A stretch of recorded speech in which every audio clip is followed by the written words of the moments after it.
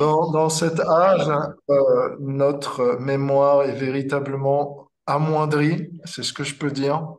Et comme des ânes, certains n'apprennent pas. Pardonnez-moi. Je dis bonjour à nos nouveaux arrivants. Je pense qu'ils viennent aussi des îles. En tout cas, là où il fait soleil, au vu du grain de couleur de peau, il fait beau par chez vous. Alors, on disait que nous sommes maintenant proches de Mathura. Nous sommes à la frontière de la ville et Krishna a envoyé ses amis les plus proches trouver le refuge de brahmanas, de prêtres distingués, haut placés dans la société, connaisseurs des règles morales et religieuses, mais qui, en définitive, ne faisaient que extérieurement des activités rituelles qui, au final, n'avaient pas compris l'essence. Ils avaient compris seulement les règles et les régulations, mais pas le cœur des Écritures. Et donc, ils n'ont pas su daigner recevoir les envoyés de Krishna, ses représentants, correctement. Et donc, on va commencer sur cette lancée, humblement. Je vais vous demander de bien vouloir déposer sur moi vos bénédictions pour que Krishna puisse m'inspirer les mots dont on a besoin d'entendre ce jour-là. Et puissiez-vous ensemble vous délecter des gloires de Krishna qui nous ont été racontées en main détail par nos précédents maîtres spirituels. Et donc, je leur offre aussi mes obéissances, ainsi qu'à vous. Om Agyantimirandasya Ganangara Sharakaya Chakshunmiritam Yena Tasmai Shigurave Namaha. Jai Shri Krishna Chaitanya Prabhu Nityananda Shri Advaita Gadadhar Shivasari Gaura Bhaktavrinda Hare Krishna Krishna Krishna Hare Hare Hare Ram Ram Ram Hare Hare. Voilà. Donc, maintenant, je vais passer outre le récapitulatif de la semaine dernière. Vous savez à peu près ce qui s'est passé. On a passé 2 semaines dessus. Et donc, on va tout de suite plonger dans ce qu'il se passe. Comment ont été reçus nos chers amis par les brahmanas, les prêtres ritualistiques, qui prient de façon mécanique. C'était d'ailleurs la note finale de la semaine dernière. Comment ne pas suivre cet exemple de prier mécaniquement, mais toujours d'y mettre le cœur, de toujours y mettre la spontanéité, de toujours y mettre la nécessité d'un partage sincère.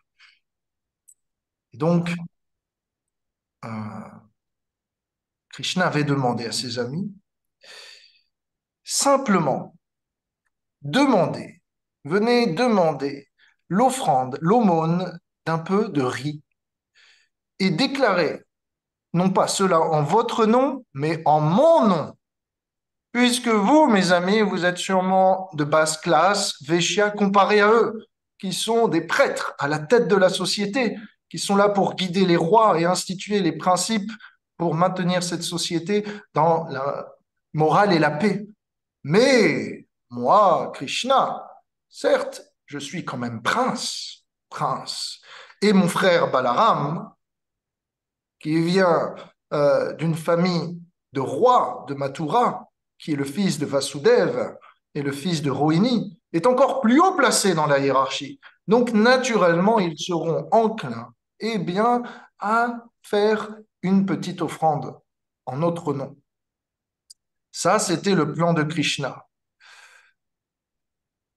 Bien entendu, les dessous du plan de Krishna, c'était que il savait très bien que dans ces familles de brahmanas résidaient des personnes saintes. Qui étaient ces personnes saintes? Leurs femmes. Et donc aujourd'hui, eh bien, les femmes sont à l'honneur.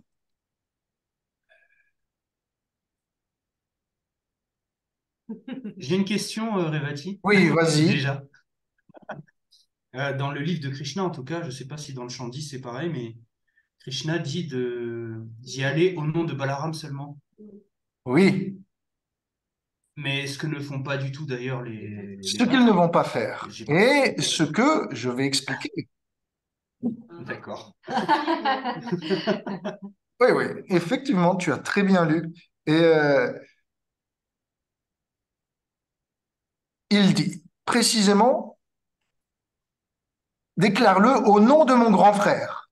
Et seulement après, seconde mesure, en mon nom. C'est ce que le, le 10e chant nous dit. Je ne sais pas comment Prabhupada l'a phrasé dans le livre de Krishna. Toi, tu dis qu'il ne mentionne pas le nom de Krishna, mais moi, je dis que Ouais, si. c'est marqué,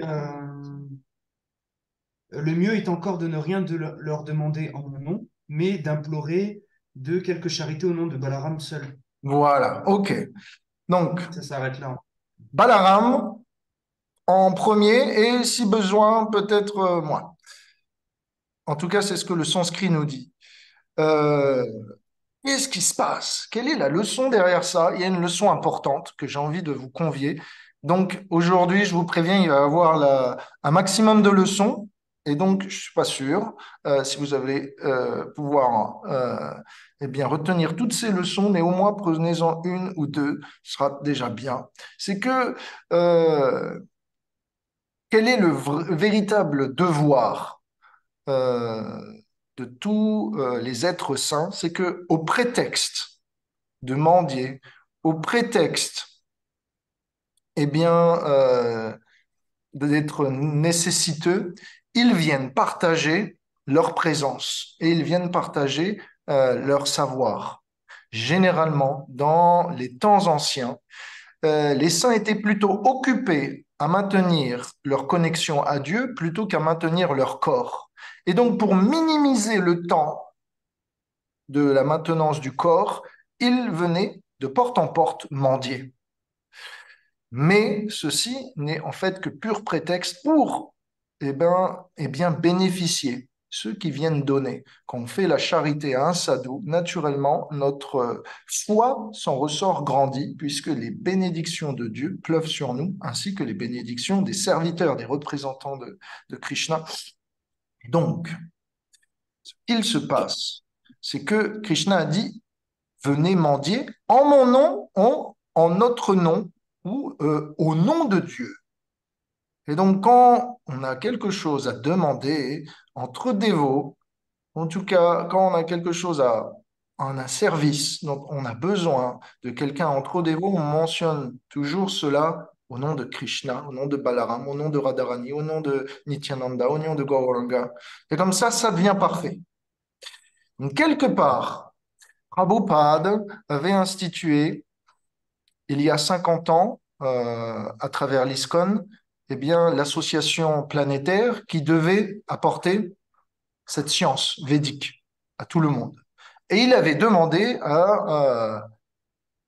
à tous les membres de régulièrement faire don de la précieuse connaissance qu'ils avaient reçue, que ce soit à travers les moyens maintenant nouvellement connus de l'informatique, que ce soit dans la rue, ça c'est comme l'a fait Prabhupada dans son temps, c'est la révolution, on va dire, grassroots, ça veut dire vraiment bitume, à partir du bitume, ce que j'aime bien faire aussi. Et donc, tous les moyens sont bons. Allez voir dans les universités, certains vont dans les prisons, certains vont dans les entreprises, certains utilisent la distribution de prasadam, vont sur les festivals, et puis en distribuant de la nourriture végétarienne, en profitent pour distiller habilement la connaissance aux âmes ignorantes de la réelle nature de leur être, qui est l'âme éternelle. Et donc, tout cela doit se faire généralement, si on peut glisser un petit nom de Krishna, un petit nom de Balaram, comme le font les Gopas, avec les brahmanas, ou comme l'a demandé Krishna à ses amis, faites-le en mon nom, pas en votre nom simplement. Si vous le faites en mon nom, ce sera beaucoup plus puissant. Et donc, quelque part, si vous êtes comme moi, eh bien, intéressé, non pas seulement de recevoir, mais de donner, sachez que vous êtes parti maintenant. Vous avez votre carte de membre de la famille de Krishna et vous êtes maintenant domicilié à Vrindavan en tant qu'envoyé de Krishna dans les villes pour eh bien, essayer de révéler l'amour véritable à tous ceux qui se sentent fiers, à tous ceux qui se sentent imbus de leur richesse, à tous ceux qui sont empêtrés dans leur vie de famille et qui n'ont pas le temps, même pas un sou pour penser à eux et à la raison de cet univers, à toutes ces personnes eh bien, nous sommes envoyés par Krishna, comme il l'a fait il y a 5000 ans, comme Chaitanya l'a fait il y a 500 ans, et comme Prabhupada l'a fait il y a 50 ans. Et donc, euh, peut-être vous pouvez commencer, si ce n'est pas déjà fait, eh bien, à constituer un stock de livres chez vous, à aller dans la rue de temps en temps, distribuer une petite Bhagavad Gita, parce que bientôt c'est Gita Jayanti, le jour célébré où a été récitée la Bhagavad Gita sur le champ de bataille de Kurukshetra. Et vous pouvez, si vous n'aimez pas trop le contact et si vous avez un peu trop de timidité, vous pouvez faire cela par le biais des réseaux sociaux, par le moyen de votre profession, peu importe. Tous les moyens sont bons. Faites partie eh bien, de cette famille de Krishna qui propage ces noms et qui, sous prétexte d'une aumône, d'un petit service, eh bien, partage le plus grand des biens. Voilà, ok. Donc ça, c'était pour la petite leçon. On continue. Ainsi instruits par Krishna, les pâtres allèrent donc soumettre leurs requêtes. Ils attendirent devant les brahmanas, ces prêtres, respectueusement les mains jointes, en supplication.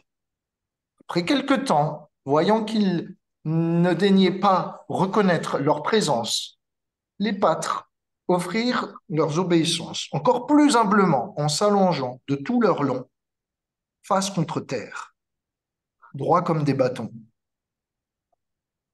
S'étant ainsi présentés et relevés, après encore un certain moment, toujours le silence était de mise et de plomb. Le Gopal Champu, un autre livre, nous décrit un petit peu l'ambiance où se situent eh bien, ces cérémonies ritualistiques védiques.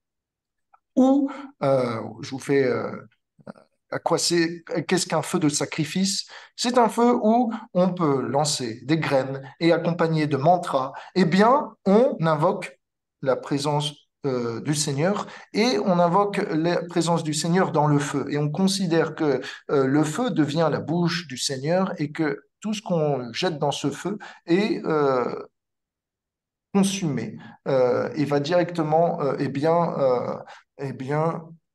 en offrande au Seigneur.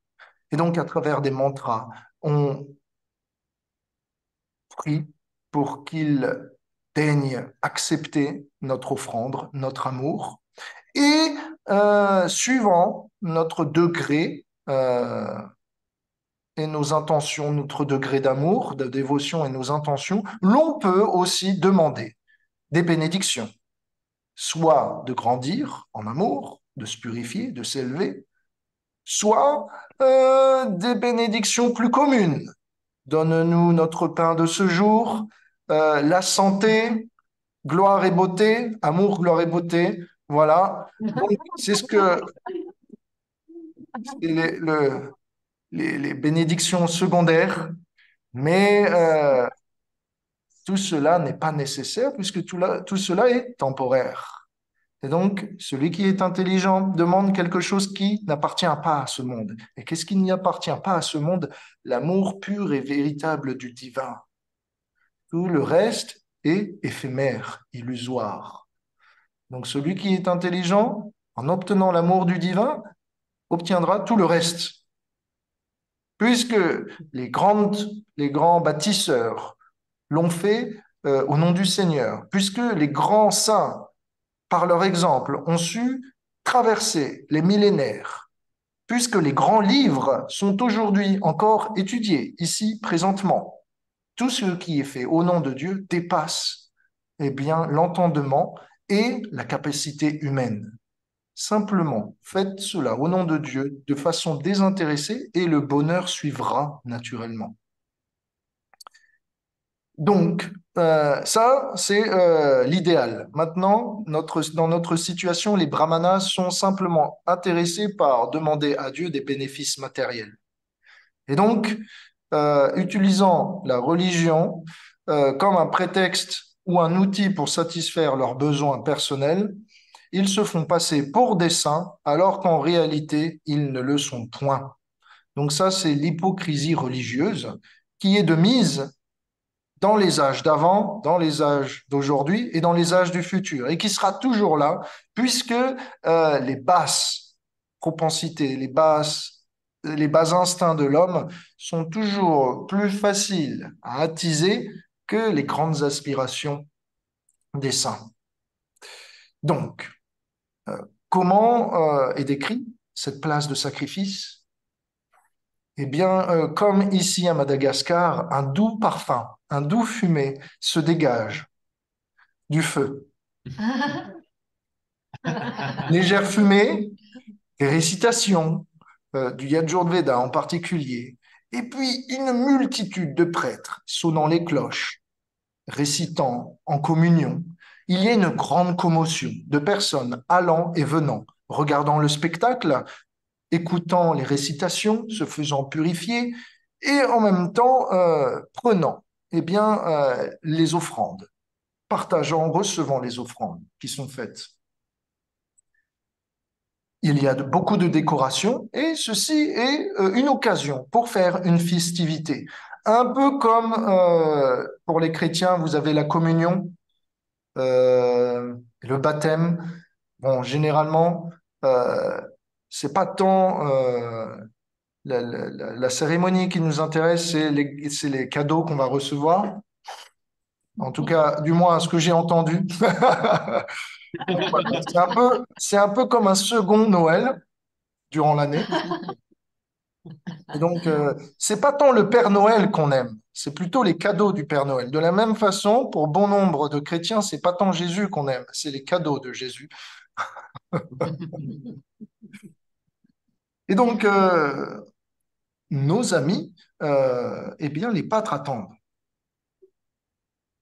Alors, puisque personne ne les reconnaît, ne daigne prêter attention, les pâtres, les amis de Krishna, parlent et affirment: Ô vous qui êtes comme des dieux sur terre, s'il vous plaît, veuillez entendre nos propos.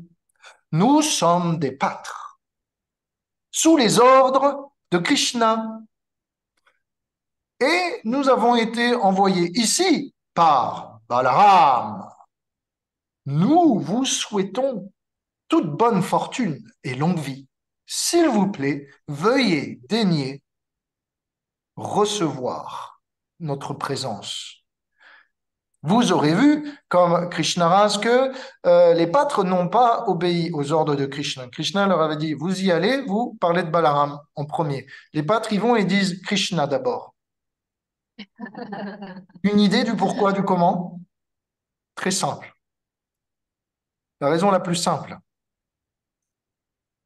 Ne pas concevoir l'un sans l'autre. J'ai pas entendu. La hiérarchie. Ne pas concevoir l'un sans l'autre. Enfin, Pourquoi? Krishna est à la base de toute. Je sais pas. Parce que Krishna est précieux pour. Parce qu'ils ne peuvent pas être l'un sans l'autre, c'est ça? C'est bien ça? J'ai bien entendu. Oui, Ok. C'est ce qu'elle a dit. Ça ne répond pas à la question pourquoi ils inversent l'ordre et pourquoi ils ne suivent pas les ordres de Krishna. Oui, Justine. Moi, je dirais parce qu'ils veulent quand même rendre hommage à Krishna en premier. Enfin, ils veulent quand même lui être fidèles en premier. Ok, Donc malgré tout, il le cite en premier. ok, on est sur la piste, mais c'est plus que des hommages, en fait. Bah, il préfère Krishna. Voilà, on a compris, c'est bon. Balaram est le second héros, mais le héros principal qui a volé le cœur, non pas seulement des femmes, mais aussi des hommes, de ses amis, c'est Krishna. Et donc, naturellement, les pâtres peuvent pas s'empêcher, eh bien, de prononcer son nom à tout bout de champ, même contre ses ordres. Donc, on continue. Juste une petite mention. Souvent, c'est compris que voilà, la culture védique, la culture de l'Inde, c'est du panthéisme. Mais c'est faux. Il n'y a qu'un seul Dieu qui se fait multiple, en tout cas avec de multiples faciès. En réalité, si on considère parfois les hommes ici sur Terre comme des dieux, c'est parce qu'ils sont des représentants, des intermédiaires transparents. Et donc, la manière dont s'adressent les Gopas aux Brahmanas en disant, vous qui êtes comme des dieux sur Terre, c'est pour reconnaître que ceux qui sont prêtres, qui sont versés dans les Écritures, qui adorent et qui font qui usent de leur temps et de leur énergie simplement pour le plaisir de Dieu, sont naturellement des réceptacles de sa volonté. Et donc sont capables de parler de Dieu comme s'il était présent là avec nous et de le manifester sous la forme de la vibration sonore, de le manifester sous la forme du son, de manifester sa présence de bien des façons. Donc, voilà, ça c'est juste pour le petit aparté. Aussi, notons que leurs noms sont glorieux. Krishna n'aurait pas dit prononcez mon nom, faites-le en mon nom, si Krishna n'était pas déjà connu par-delà Vrindavan. Les gloires de Krishna ont déjà atteint bien au-delà des frontières de Vrindavan. Si bien que quand Krishna avait tué certains démons, Kamsa qui les avait envoyés depuis Mathura, la ville proche, était déjà en proie à la peur. Et tous les habitants de Mathura étaient déjà conquis par les gloires de Krishna, simplement en ayant entendu les activités de Krishna, étaient-ils déjà conquis? Donc la leçon, c'est aussi pas besoin de voir Dieu pour aimer Dieu.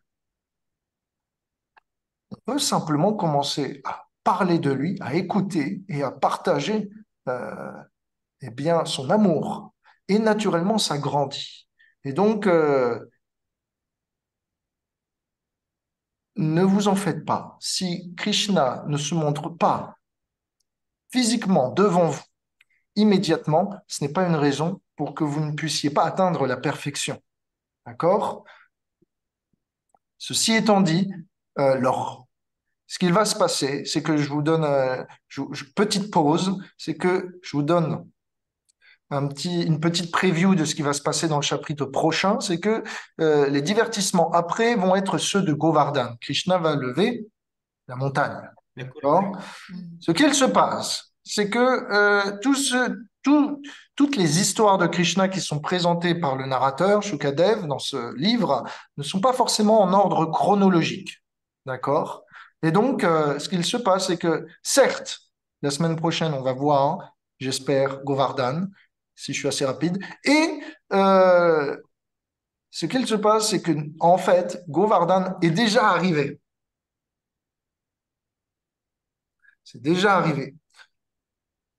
En fait, c'est déjà arrivé même avant que Krishna bien, vole les habits des gopis. Et j'expliquerai comment, pourquoi. Mais si vous voulez, en termes de gloire, en termes d'opulence, quand Krishna lève pendant 7 jours une montagne, ça fait du boucan, plus que quand il tue un démon. Et donc, naturellement, ces gloires sont encore plus répandues à ce moment-là. Et donc, les femmes des brahmanas qui sont en train de faire le rituel et qui ne daignent pas eh bien, donner un peu d'attention aux envoyés de Krishna sont déjà conquis, rien qu'en entendant depuis des années, eh bien, les gloires de Krishna. Comment elles ont été conquis? Je vous le donne, nos acharyas Jiva Goswami donnent les détails. C'est que quand ces femmes de Brahmana vont au marché, eh bien, il y a des habitants de Vrindavan qui vont dans le marché de Mathura pour vendre les guirlandes de fleurs qu'elles ont faites, les fruits qu'elles ont collectés à Vrindavan. Et, bien sûr, certains des habitants de Mathura conversent, pas simplement à propos du prix, mais à propos, eh bien, de la vie de Vrindavan.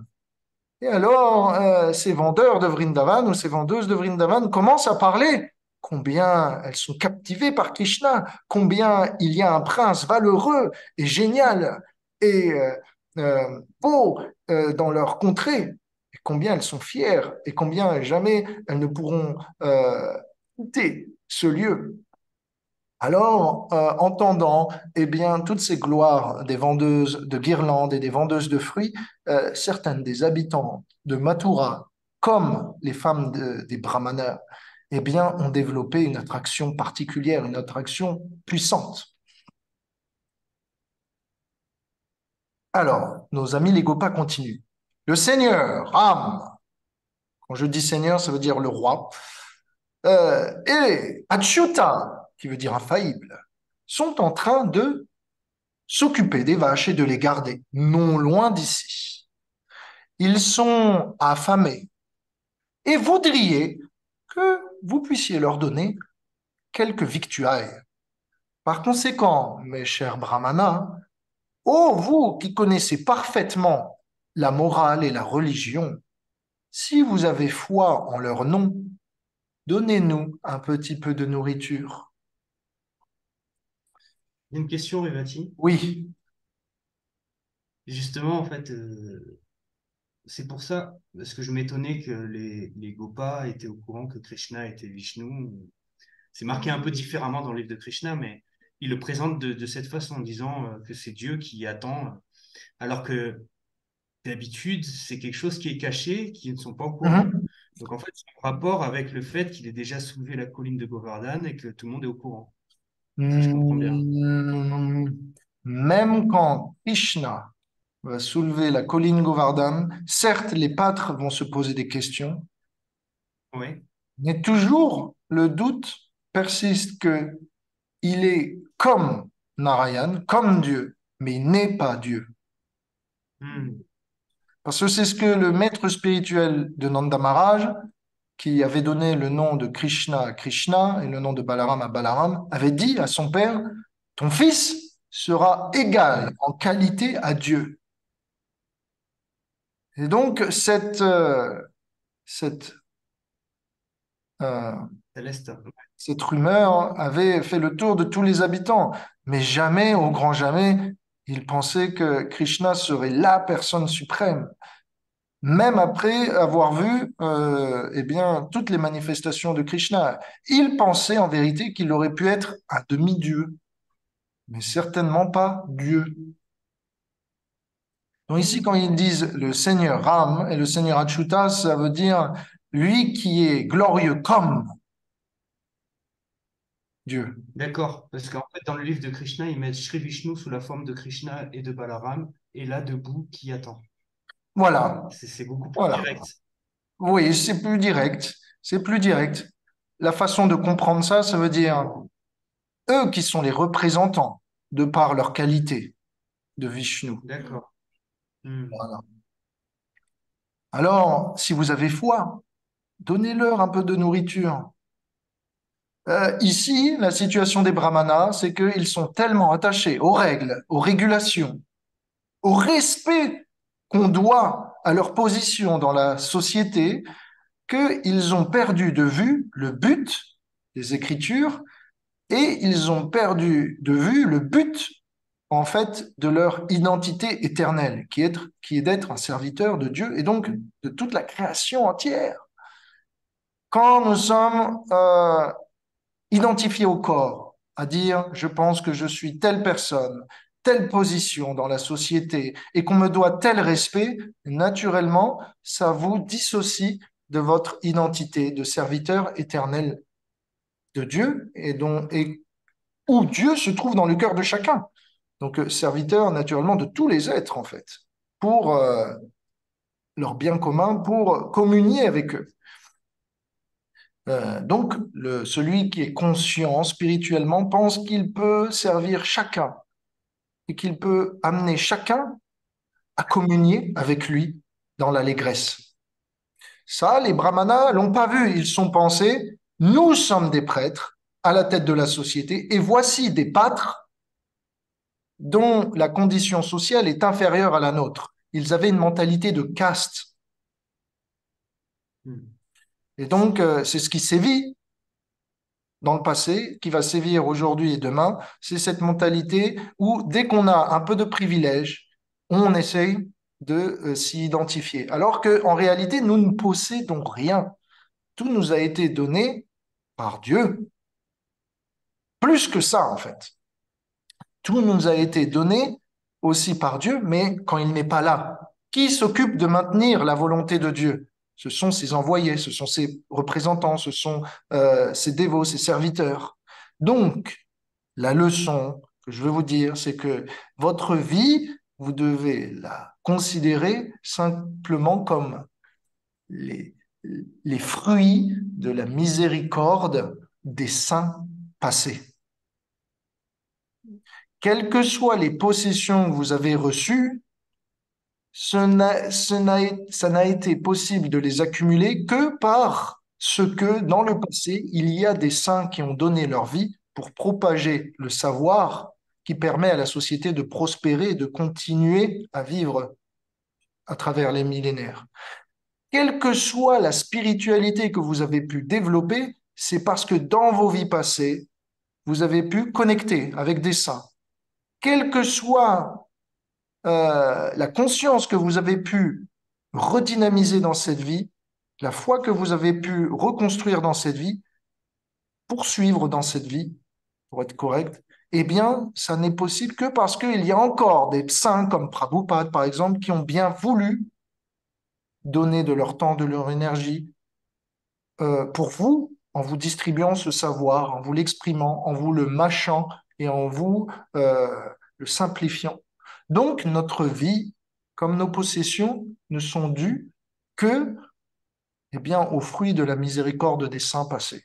Donc, en fait, simplement, je fais ça pour, voilà, pour, pour éviter de faire comme les brahmanas, je nous rends humbles et quels que soient les achèvements qu'on a pu accumuler, quelles que soient les qualités qu'on a, ce ne sont que les restes des fruits des efforts des saints passés. Nous ne sommes personne, nous sommes juste le fruit de la miséricorde des saints. Je ne suis personne et je ne possède rien. Je suis simplement en charge. En charge de quoi? En charge des possessions de Dieu, en charge de partager le trésor que j'ai reçu. Ça vous va? Oui. Ok. Alors, on continue comme ça. Les brahmanas y pensent. On nous dit. Les brahmanas restent silencieux, mais Vijnana Chakravarti Thakur nous dit, ils pensent. Krishna et Balaram ne sont pas des brahmanas. Et les règles védiques disent que une fois seulement que les brahmanas ont mangé, on peut distribuer et faire la charité. Donc, en premier, on devrait être nourri, et seulement après, on devrait nourrir Krishna et Balaram et ses amis. Mais les Gopas disent, sachant cela, connaissant leur mentalité, les Gopas disent, ô vous qui êtes les connaisseurs de la morale et de la religion, si vous avez foi, faites-le quand même. Allez au-delà des règles.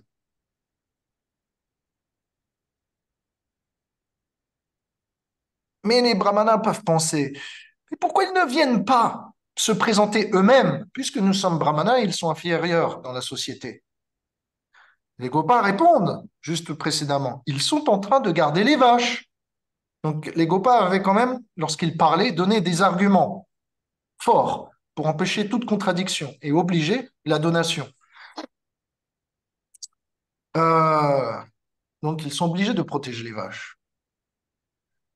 Mais les brahmanas restent muets.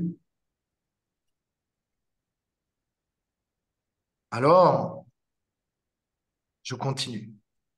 Les brahmanas restant muets, les jeunes pâtres donnent plus d'arguments. Ils disent, ne vous en faites pas, l'intervalle de temps entre le moment du sacrifice, le début du sacrifice et la fin du sacrifice, on ne peut pas distribuer et faire la charité. Mais avant et après, on peut le faire. Or, en ce moment même, vous venez juste de finir le rituel. Par conséquent, le partage des fruits de ce rituel peut se faire. Et donc, les pâtres ajoutent, ou vous qui êtes si purs, il est par conséquent totalement acceptable, selon les règles scripturaires, de maintenant, eh bien, commencer le partage de la nourriture. Alors, on nous dit, les brahmanas commencent à penser, comment? Ces jeunes garçons sont assez audacieux pour nous dire quel est notre devoir.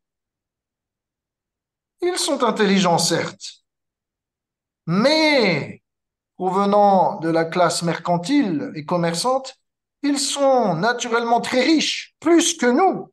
Et par conséquent, c'est eux qui devraient faire une donation, et non nous une donation à eux. Hélas, le Kali Yuga est déjà rentré. L'âge des ténèbres est rentré déjà dans notre ville. Puisque nous voyons bien que certains parmi les habitants de Mathura disent que Krishna et Balaram sont des incarnations de Dieu ou même Dieu sur terre. Ah, comment pourrait-il être Dieu s'ils ont faim et soif? Dieu est-il si imparfait qu'il peut ressentir la sensation de faim et de soif? C'est pathétique. Donc ça, c'est ce que pensent les brahmanas. Le Gopal Champu nous dit. La leçon, c'est que il y a une importante leçon ici. Écoutez bien. La leçon que j'en tire, c'est que Krishna se fait à l'image, Krishna fait l'humanité à son image, d'accord? Krishna nous a fait à son image pour pouvoir être plus proche de nous, à notre niveau. Mais l'humanité veut que Dieu soit différent pour qu'il soit plus loin. On veut maintenir une distance avec Dieu. Et donc, le fait que Dieu nous ait fait ressemblant à lui nous pose problème. Ça nous paraît pas possible que Dieu soit si proche de nous, soit si aimant qu'il puisse nous avoir fait comme lui, à son image. Donc, la leçon, c'est que pour un non-croyant, le fait que Krishna ressemble à un humain le disqualifie pour être Dieu. Mais pour quelqu'un qui a la foi, le fait que Krishna ressemble à un humain est encore plus merveilleux et fait de lui un meilleur Dieu. Pour un non-croyant, le fait que Krishna soit un humain, ça le disqualifie. Mais pour celui qui a la foi, le fait que Krishna soit humain fait de lui la meilleure forme de Dieu. Et ça, c'est le problème des brahmanas. Ils ne sont pas à la foi et donc naturellement, ils trouvent des raisons pour disqualifier Krishna. Alors que nous, puisqu'on apprécie que Dieu se soit fait proche, puisqu'on accepte que Dieu peut être aimant jusqu'au point où il veut oublier qu'il soit Dieu, eh bien, il nous séduit. Alors, on continue. Et Brahmana écoute la supplication des pâtres, qui sont en fait les représentants de Krishna, donc de Dieu. Et ils ont préféré refuser de leur accorder toute attention. Ils étaient pleins de désirs superficiels et embrigadés dans leurs rituels élaborés, soi-disant religieux. Ils présumaient en réalité qu'ils étaient avancés, pieux et expérimentés, alors qu'en réalité, ils étaient de parfaits idiots. Ok. Donc vous voyez, ça c'est la fierté. La fierté, quel type de fierté? La fierté de je suis saint. Je suis saint, j'adore Dieu, j'ai l'air religieux, j'aide autour de moi. Tellement de personnes dépendent de ma connaissance et de ma charité. Et donc, naturellement, quand on prend fierté de ça, on dévie eh bien, de la voie de l'amour, parce qu'on n'est plus capable d'être sensible aux autres et de voir Dieu en chaque cœur. Donc, pour vous, je vais vous ramener un petit peu en arrière et vous demander, est-ce que vous vous souvenez euh, qui, parmi tous les acteurs qu'on a vus au cours de ce livre de Krishna, aurait pu aussi faire preuve de fierté?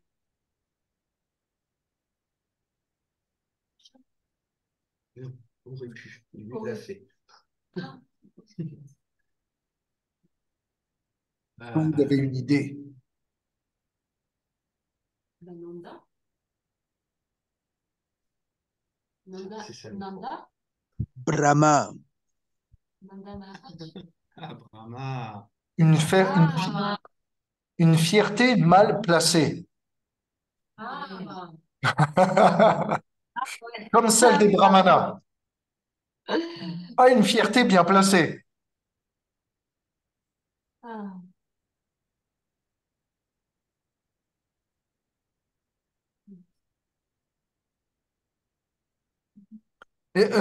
Attends, juste avant, j'ai entendu Rama ou Brahma? Brahma, Antonio a dit Brahma. Ah, Brahma. Parfait. Un point pour Antonio. Voilà. Désolé, je viens juste de réaliser que tu avais peut-être dit Brahma. Oui, mais ça permettait de réfléchir en même temps. Parfait, parfait. Alors, un point exactement. Brahma était fier. Il s'est dit, j'ai besoin de l'attention de Krishna, je vais montrer mes pouvoirs et voyons, peut-être ces pouvoirs vont me permettre d'avoir l'audience de Krishna, il va peut-être me permettre de voir l'étendue de ses pouvoirs. Mais quelle n'était pas sa fierté? Que Brahma est juste une petite parcelle en comparaison de Krishna. Jamais il aurait pu le tester, même de loin. Un autre exemple, Antonio est en tête de Comme liste, ça? hein. Donc l'invité Comme masqué ça? est en tête de liste. Comme ça? Comme ça, parfait. Comme ça, se dit, j'ai la force de 10 000 éléphants et Dieu est là, il est censé me tuer. Toujours est-il que j'ai la possibilité, peut-être par ma force, d'en venir à bout. Et donc, ok, Justine, Antonio, ex aequo, on va arrêter là. Et Kalia Parce que aussi. Kalia, Voilà. oh là là là là, ça c'est beau, Kalia, Kalia, Kalia s'est dit, comment quelqu'un quelqu'un vient déranger ma propriété alors que je suis si puissant, même après avoir subi maintes coups de pied pendant la danse de Krishna sur sa tête, Kali était toujours persuadé qu'il pouvait avoir un espoir pour eh bien, gagner. Bien sûr, Kalia s'est quand même ressaisi et finalement s'est abandonné aux pieds de Krishna. Donc, c'est vrai, Kalia avait la fierté. Merci beaucoup, Chitra, super. Donc, je vais m'arrêter là parce que j'ai reçu les réponses que je voulais. Donc, je vais vous faire un petit distinguo. Vous connaissez les modes de la nature. On est d'accord. Les influences matérielles. Ok, Bhagavad Gita, révision. Ça te va, Raja, Tama? Ça vous va? Wagner. Parlez de ça. Ouais. Pour ceux qui connaissent pas, peut-être, comme Sébastien, juste récap. Ça te Si, va? si, je connais. Ça te va? Ça veut dire tout ce qui se maintient, tout ce qui est pieux, ok? Tout ce qui est bon dans ce monde. La Rajas, vertu. voilà, la vertu. Rajas, c'est toute la passion, tout ce qui est fait euh, sous le coup du désir, sous le coup de l'impulsion. Voilà.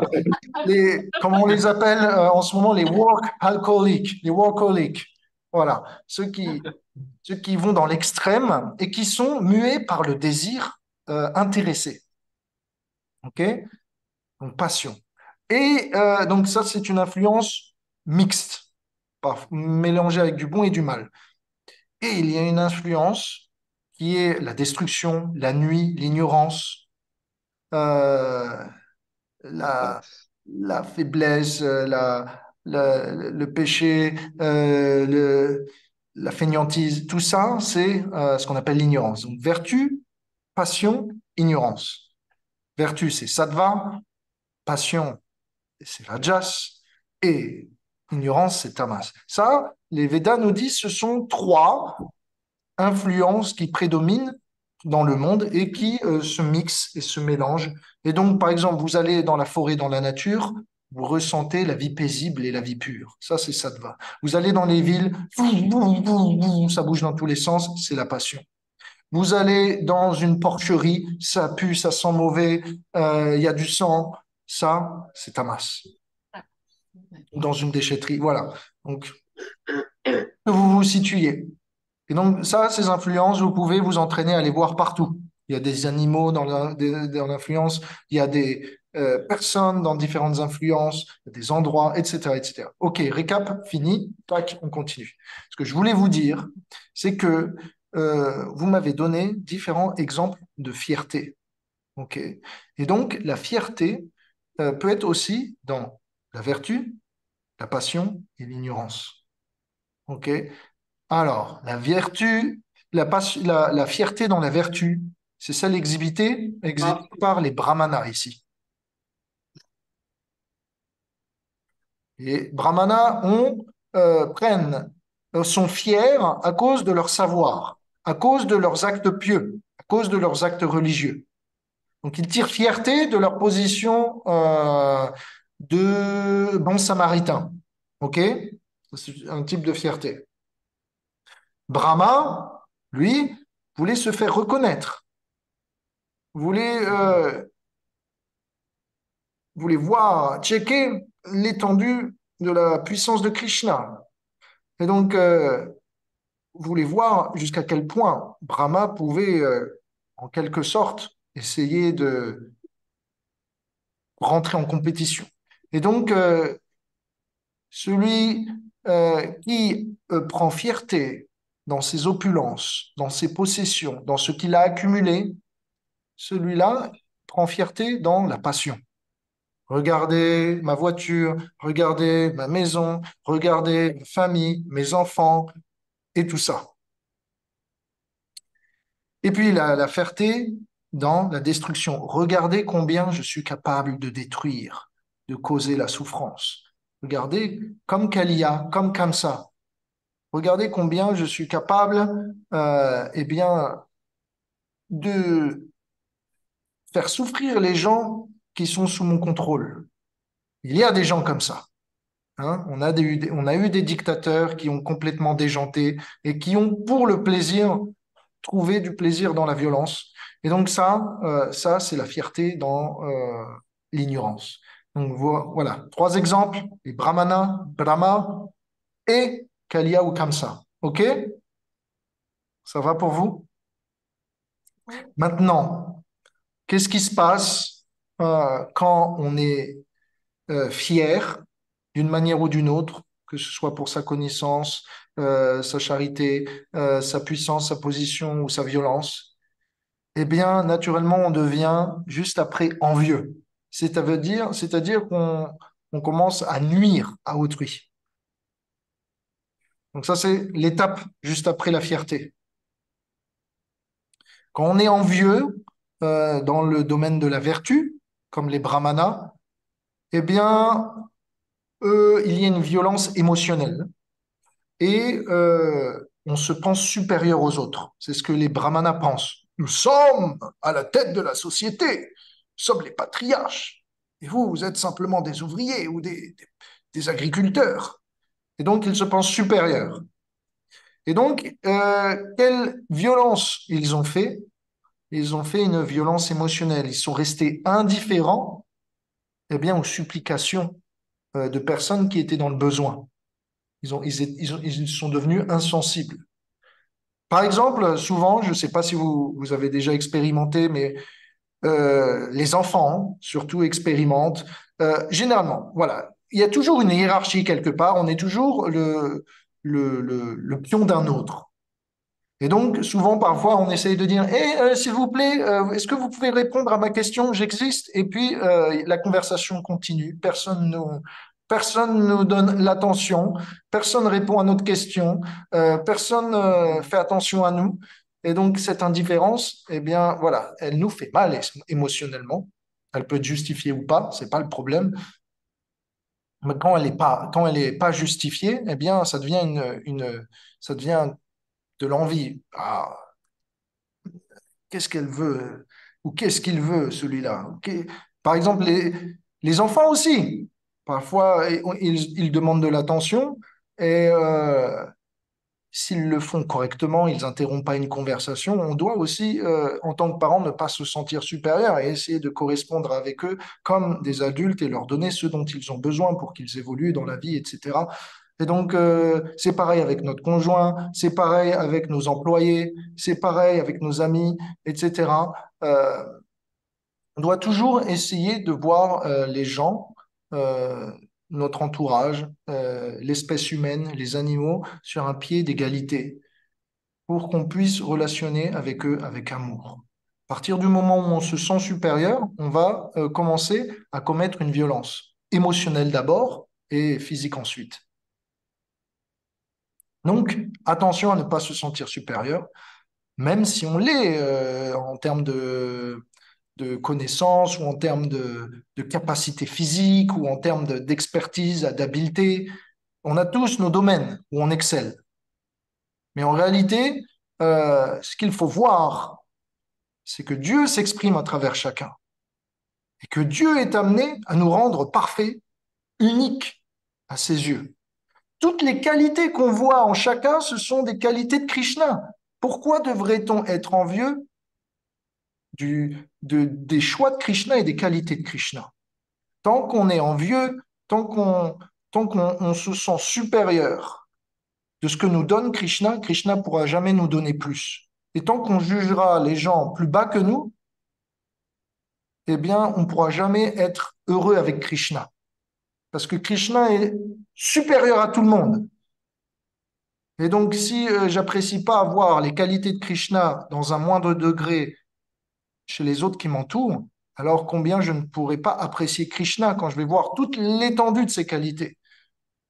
Donc, c'est juste pour nous faire comprendre que chaque qualité qu'on peut voir autour de nous sont des qualités de Krishna ou, pour les dévots, des qualités de Srimati Radharani, puisque euh, ceux qui ont obtenu la foi l'ont obtenue grâce à Srimati Radharani et les qualités dévotionnelles sont les qualités que Srimati Radharani porte en elle. Alors il faut qu'on apprenne à respecter les qualités de Srimati Radharani et de Krishna que chacun porte en eux.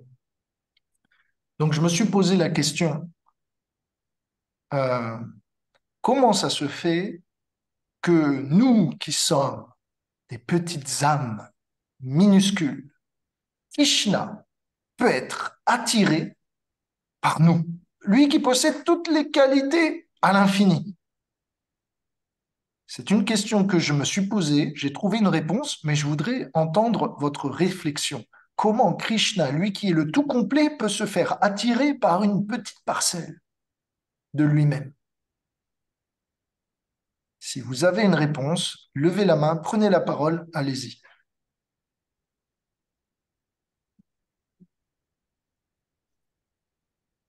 Est-ce que c'est à voir avec le fait que euh, quand on s'intéresse à lui, il nous le rend de manière décuplée?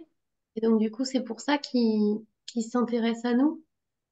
Hmm, C'est difficile de l'exprimer avec les mots, mais c'est parfait, cette notion-là derrière. c'est parfait. On est minuscule, mais par la miséricorde de Krishna, quand il voit notre sincérité, il peut nous faire infiniment grand aussi et nous partager toutes ses gloires. Donc, constitutionnellement, au départ, nous sommes minuscules. Mais lorsque l'on arrose la graine de l'amour par la grâce de Srimati Radharani, on peut obtenir toutes les gloires nécessaires pour attirer Krishna. Donc, c'est très bien ce que tu as dit. C'est parfait. C'est la bonne réponse. C'est que par la grâce de Krishna, Krishna cherche pas à voir des gens plus bas que lui.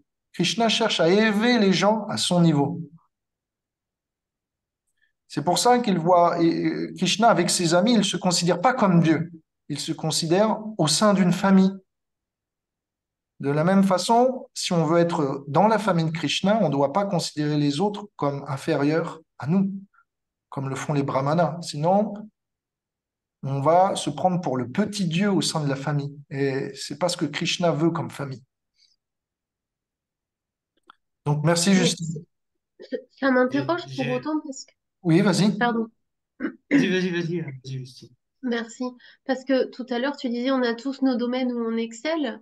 Hmm. Donc, parfois, on reconnaît nos propres qualités, mais pour autant, en même temps, entre guillemets, il faut pas non plus les reconnaître, sinon on manque d'humilité. Donc, en fait, il y a un truc, je crois que j'arrive pas à comprendre. Ok, alors, le Les mettre secret. au service. Mhm. Vas-y, Krishna, dis-moi, vas-y, essaye de dire, En tu peux fait, répondre. il ne s'agit pas de se rabaisser, il s'agit d'honorer en fait les qualités qui nous ont été données pour les mettre au service de Krishna. Et comme ça, c'est transcendé, c'est pas personnalisé. On ne possède pas des Hmm. qualités, hein, ça nous est prêté temporairement en fait. Hors de l'orgueil spirituel. Et on sort de l'orgueil spirituel. Voilà. C'est-à-dire que nos qualités, au lieu de les voir comme nos qualités, c'est celles que Krishna a bien voulu mettre en nous et nous prêter à ce moment-là pour pouvoir avancer et Mhm. mettre à son Pour service. pouvoir le servir et se rapprocher de lui. Ouais, Mhm. c'est ça. Ok. Exactement. Rappelle-toi, nous ne sommes personne et les autres sont personnes aussi. Tout ce qu'il y a, c'est la grâce qui joue et qui est omniprésente, qui est omniprésente. Il y a des grâces plus ou moins grandes, mais la grâce est là. Et même s'il y a un peu de grâce, c'est déjà parfait. Ouais. S'il y a beaucoup de grâce, c'est plus que parfait. Et tout est parfait. Donc, dans le monde spirituel, bien qu'on peut faire des gradations, en réalité, tout le monde se considère le serviteur de l'un et de l'autre. Parce que tout le monde sait reconnaître la grâce en chacun.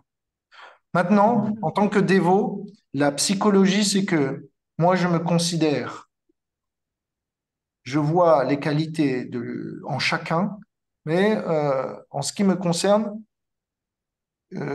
c'est la psychologie hein, du dévot qui est présentée, qui présente dans les serviteurs de Krishna, c'est qu'ils voient les qualités dans les autres et ils estiment que eux n'en ont pas. Donc, ils se considèrent comme inférieurs, mais toujours agissent intelligemment. C'est dans leur humilité. Dans leur humilité, ils pensent que le monde entier est plein de qualités et que eux, ils n'en ont pas encore reçu. Alors ils sont toujours à rechercher après la grâce, parce qu'ils n'en ont pas assez, et que tout le monde en a assez.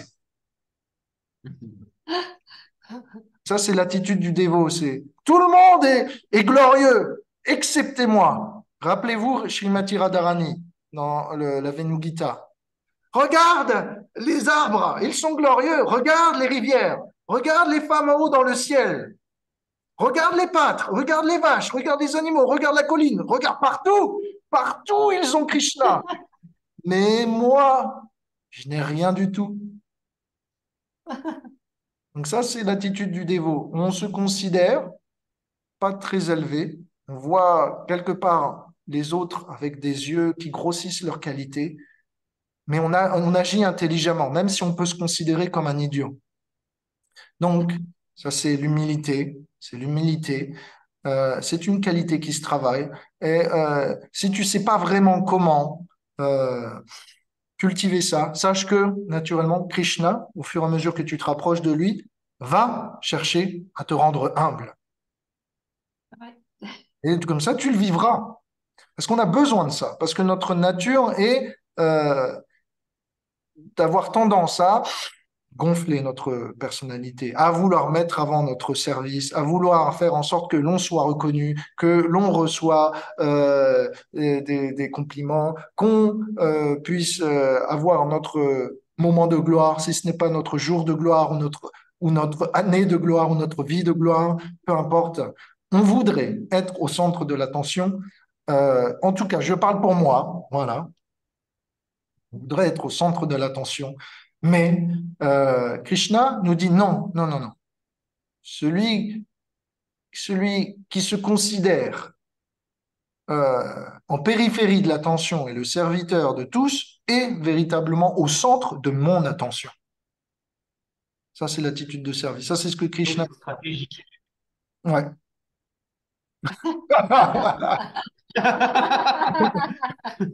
Donc, quelque part, c'est pas dénué de, voilà, c'est pas désintéressé totalement, quoi. C'est pas une critique, hein, je suis pas complètement désintéressé non plus, mais moi, je me disais tout simplement que des fois, de reconnaître la grâce que Krishna nous donne, ou de fermer les yeux délibérément et de pas le reconnaître, ça, je pense ça, je sais pas comment dire, mais Manque de comme un manque de gratitude. reconnaissance. Ouais. Manque de gratitude, voilà, c'est ça. Mhm. C'est vrai, Peut-être il y a voilà, c'est vrai. un équilibre. Il y a un équilibre. Et très bien. Merci d'avoir précisé le contexte. Cette humilité ne doit pas, si elle est vraiment sincère, qu'elle est spirituelle, cette humilité doit pouvoir être capable de considérer que même si on a reçu pas suffisamment, on a déjà reçu plus que l'on ne mérite. Hmm. Parce que tous les autres ont la grâce, nous on a un peu de grâce, mais c'est plus que l'on le mérite déjà. Hmm. Ouais. Ça, c'est la bonne humilité. Parce que sinon, après, l'humilité, ça se transforme en mentalité de victime. Et ça, c'est Ouais. contre-productif. C'est pas ce qu'on veut. Hmm. Ouais. Donc, lorsque l'humilité est en fait intéressée, c'est-à-dire qu'elle cherche à obtenir quelque chose ou qu'elle est blessée dans son ego, l'humilité matérielle me fait que oh, je sers à rien, je suis capable de rien accomplir. Alors qu'en réalité, l'humilité, la vraie, c'est de reconnaître que par la grâce de Krishna, le plus petit peut être élevé, le plus aveugle peut voir, même le handicapé peut venir à marcher. Donc, il y a toujours une possibilité. Hmm. Donc ça, juste pour revenir, euh, l'envie. L'envie dans le sattva, c'est je me sens supérieur, comme les brahmanas. L'envie, ou on va dire, l'envie, quand je le parle, c'est traduit dans les Védas comme euh, la jalousie ou la volonté de nuire à quelqu'un. Bon, cette volonté de nuire est sous sa forme la moins pire, on se sent supérieur aux autres. Quand la volonté de nuire ou l'envie est au niveau de rajas, donc de la passion, on cherche comme Brahma, à retrouver, à chercher le respect, à la reconnaissance. Et donc souvent, dans la vie de tous les jours, parfois on peut se prendre à se reconnaître. Ah tiens, dans mon travail ou dans mon service à Krishna. Je peux essayer de reconnaître, je peux reconnaître que j'essaye d'attirer l'attention. Et peut-être que si mon service était plus discret et secret, peut-être que j'aurais moins d'enthousiasme. Peut-être qu'en fait, ce qui me motive, c'est en fait de faire en sorte que les autres reconnaissent ma dévotion, mes efforts. Donc, ça, c'est aussi une forme d'envie, c'est de faire en sorte que tu dois reconnaître mes qualités. Si tu le fais pas, t'es pas mon ami. Ceux qui ne me respectent pas sont contre moi. Et ceux qui me donnent le respect sont avec moi. Avec ou contre moi. Voilà. C'est un peu la mentalité binaire qu'on a dans C'est ce... l'orgueil. Comment? C'est l'orgueil. L'orgueil, voilà. Là, qui se manifeste avec le rejet d'autrui, qui veut pas daigner reconnaître notre position et nos qualités. Donc voilà, le rejet, l'indifférence, comme les brahmanas. Ici, on parle de brahma. Et puis, l'envie, cette envie, quand elle se traduit sous la pire des formes, celle-là, on peut le voir de temps en temps aussi dans notre vie. Ou du moins, on peut essayer de voir, est-ce que je suis sur cette pente? Parfois, cette envie peut se traduire qu'on ne tolère pas le bonheur des autres et la supériorité des autres. C'est une chose que de se sentir supérieur aux autres, mais c'est une autre chose de ne pas tolérer que d'autres puissent nous dépasser. Alors, c'était le Kaliya, par exemple. Kaliya, comment? Krishna, tu oses essayer de me challenger sur mon territoire? Tu te penses plus puissant que moi?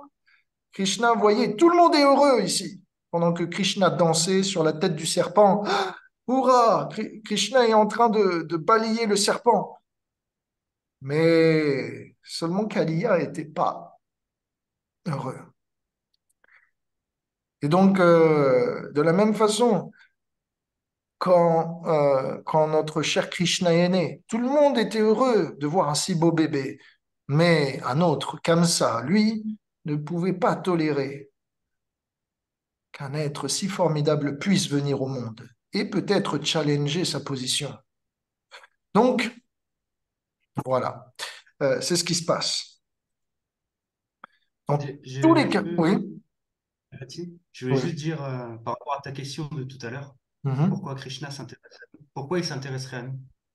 Et je voulais juste dire que, enfin, la réponse que j'avais, c'est que quand on prend le chemin de dévotion, plus on est dans le chemin de dévotion, plus on se rapproche de Radharani. Et mhm. donc, naturellement, on est dans la direction du regard de Krishna. Ah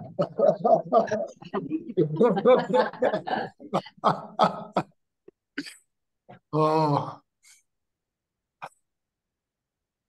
tu, tes mots sont comme du miel, Prabhu.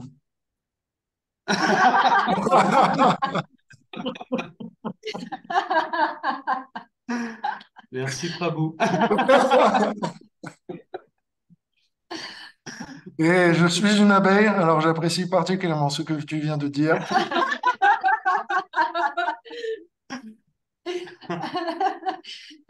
Merci beaucoup. Merci. Je peux continuer en disant que moi, ce que j'ai pensé, je ne vous ai pas donné jusqu'ici ce que j'en pensais, mais maintenant que tu me relances, je vais vous partager, c'est que même si on a un tout petit peu de qualité de Radharani en nous, ça suffit pour attirer infiniment Krishna. Donc même si on est minuscule, qu'on a reçu un gramme de miséricorde de Srimati Radharani, un gramme de ses qualités, une goutte de son parfum, naturellement, Krishna se sent obligé de nous aimer. Donc, quel n'est pas l'amour qu'il doit porter, eh bien, à l'océan de qualité qu'est Radharani. De cette manière, pourquoi sommes-nous si petits et en même temps capables d'attirer Krishna? D'une part, comme Justine le dit, tu le dis, eh bien, Krishna est capable de nous élever.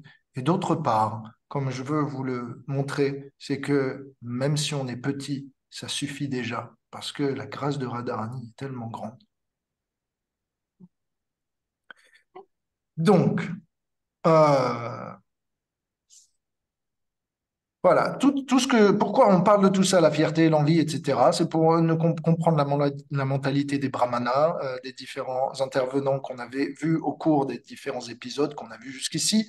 Et puis, c'est pour nous comprendre les différentes mentalités qu'on peut avoir, consciemment ou inconsciemment.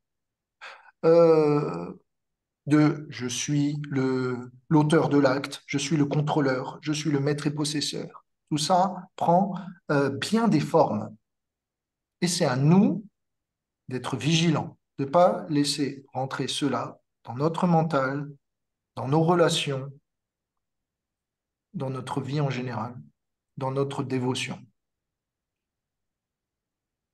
Parce que ce qu'on doit apprendre à faire, c'est à percevoir autour de nous, en chacun, les qualités de Krishna et de Radharani. Et plus on élève notre conscience, plus ces qualités sont transparentes et proches de leur source, de leur manifestation originelle. Plus on est dégradé dans notre conscience, plus ces qualités prennent des formes perverties. Par exemple, on peut se dire, est-ce que toutes les qualités de ce monde sont présentes en Krishna? Par exemple, voler, c'est mal. Et quand Krishna vole, c'est bien. Mais dans ce monde, ça prend une forme pervertie. Par exemple, on peut se dire, euh, danser avec un nombre infini de femmes, c'est mal dans ce... Non, non, quel est le problème? En plus, les femmes d'autrui, apparemment, c'est pratiquement la pire abomination. Mais quand Krishna le fait, c'est parfait.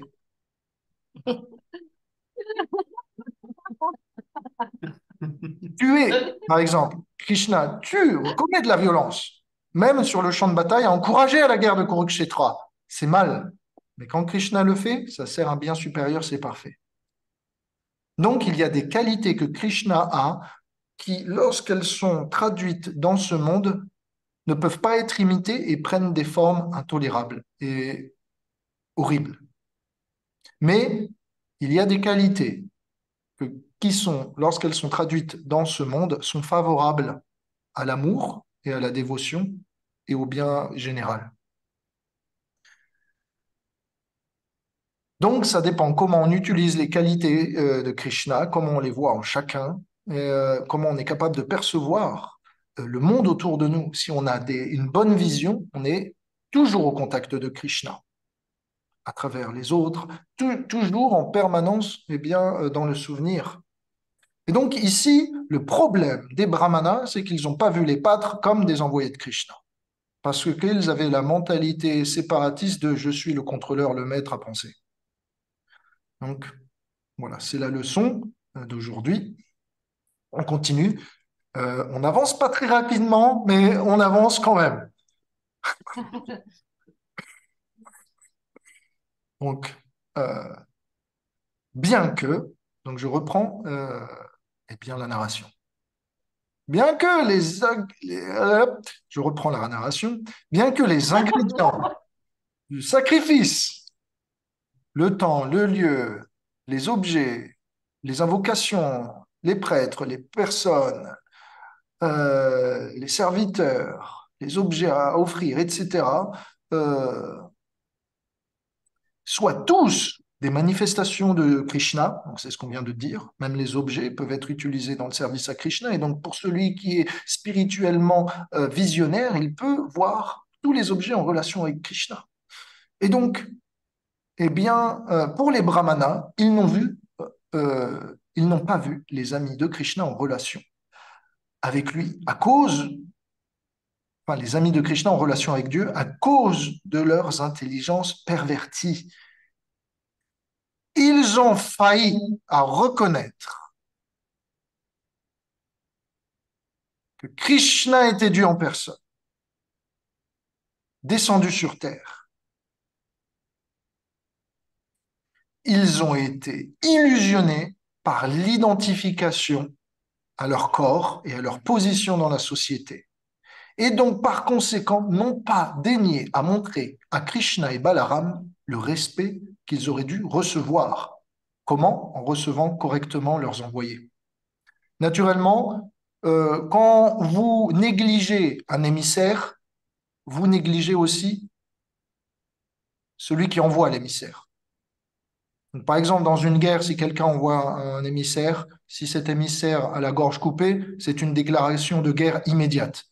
De la même façon, quand Krishna envoie des gopas pour manger, s'ils repartent bredouilles, c'est aussi une déclaration de guerre. Ou du moins, c'est une déclaration de haine. Donc, la leçon, c'est que celui qui ne peut pas percevoir Dieu dans tous les aspects de sa vie est naturellement séparé de lui. Percevoir Dieu dans tous les aspects de sa vie veut dire être capable d'engager tout à son service. Prabhupada, par exemple, quand il a vu un dictaphone, il s'est dit, ça fait une bonne machine à écrire. Plutôt que de taper sur l'ordinateur, je vais simplement utiliser le dictaphone pour narrer mes commentaires sur les écritures. Par exemple, un exemple. Et donc, Krishna, par sa miséricorde, peut se faire visible au sens de tous, mais il restera invisible au sens de tous en même temps pour ceux qui ne reconnaissent pas avoir la foi en lui. Bien que Krishna soit visible devant nous, on ne sera pas capable de le reconnaître et de l'accepter comme il est si on n'a pas la foi. Donc, bien qu'il soit visible, il est invisible. Krishna révèle la vérité à chacun, à travers les Écritures, à travers les saints, etc. Il révèle la vérité sur lui à chacun. Mais celui qui n'est pas assez humble pour reconnaître qu'il n'a pas la preuve de prouver que Krishna n'est pas Dieu, ne sera jamais capable de l'accepter comme il est, bien comme un humain, comme il se présente de manière humaine. Donc Krishna révèle sa vérité. Je suis un pâtre et je vous ai fait à mon image. Et celui qui n'est pas humble pense que comment Dieu peut être semblable à un humain? Ça n'a aucun sens. En réalité, cette personne n'a pas de preuve. Au contraire, si elle était sincère et humble, peut-être aurait-elle daigné la possibilité, peut-être aurait-elle pratiqué et découvert la vérité. Donc, quand les brahmanas ont failli à répondre à leur requête des pâtres par un simple oui ou un non, ça aurait été au moins la moindre des choses. Alors, les pâtres revinrent voir Krishna et Balaram pour leur reporter ce qu'il s'est passé. Les pâtres n'étaient pas du tout heureux. Pas parce que ils avaient failli pour eux, mais ils avaient failli à plaire à Krishna. La leçon, c'est que dans la vie spirituelle, il y aura des hauts, des bas, il y aura de l'anxiété dans la vie spirituelle. Mais cette anxiété ne sera pas liée à notre plaisir, mais sera liée au plaisir de Dieu, de Krishna, à notre service pour lui. C'est à ça qu'on différencie des sentiments matériels et des sentiments spirituels. Ok. Donc là, les pâtres ont des sentiments spirituels. Entendant ce qu'il s'est passé, Krishna simplement se mit à rire. Il vint à s'adresser aux jeunes pâtres en leur montrant la façon dont ils auraient dû prendre et réagir, prendre la situation et réagir. Krishna simplement se mit à rire. Ah! Pourquoi Krishna se mit à rire? Pourquoi Krishna se mit à sourire dans cette adversité alors qu'on venait de lui manquer de respect? On lui venait de lui manquer de respect, à lui, à ses amis. Donc, les acharyas nous disent trois raisons pourquoi Krishna rit et sourit. D'abord parce que le rire et le sourire de Krishna permet eh bien, d'effacer toute forme d'anxiété de la part de ses serviteurs qu'ils ont fauté et échoué. Voyant leur maître et sauveur totalement réjouis, même dans l'échec, cela eh bien, leur enlève le poids d'être fautif. Donc déjà, première leçon que je tire de ça, c'est que si nous ne sommes pas heureux pour une raison ou pour une autre, au moins pourrions-nous être heureux pour que les autres qui sont en notre présence le soient aussi. Donc si jamais vous avez une peine de cœur et que d'autres autour de vous subissent vos turbulences internes, faites peut-être l'effort de les réjouir par votre sourire et votre rire. OK? Première leçon. Ok. Deuxième raison. OK? Donc, ne faites pas pour vous-même, même si vous n'êtes pas heureux pour une raison ou pour un autre, valide ou pas valide, faites-le pour les autres, pour que les autres puissent être heureux en votre présence. Deuxième raison pour que Krishna sourit et rit, c'est que il indique son détachement, signifiant que c'est pas étonnant qu'on vous rejette quand vous faites la mendicité. Il y a plus de chances qu'on vous dise non que oui. Donc soyons détachés dans notre service. Le oui n'est jamais acquis.